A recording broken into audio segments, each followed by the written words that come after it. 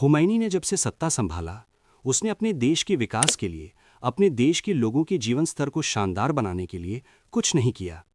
उसने संविधान में संशोधन करके इजराइल को देश मानने से इनकार कर दिया और यहूदियों को शैतान घोषित कर दिया। यानी कि पूरे के पूरे समुदाय को, लोगों को ही उसने शैतान घोषित कर दिया।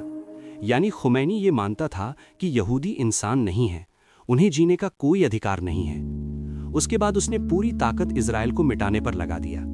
इजराइल के चारों तरफ उसने कई प्रॉक्सी आतंकवादी संगठन खड़ा कर दिए थे।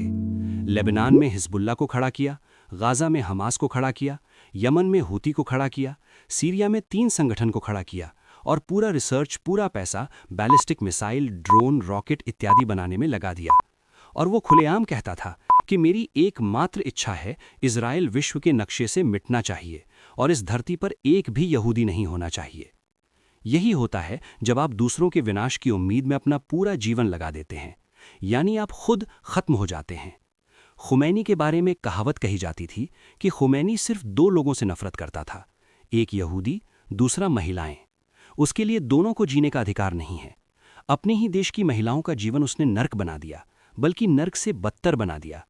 महिलाएं इतनी प्रताड़ित हो चुकी थीं कि मौत से डरना छोड़कर कई बार महिलाएं गुस्से में नंगे ही सड़कों पर निकल जाती थीं कि आओ मुझे मार दो।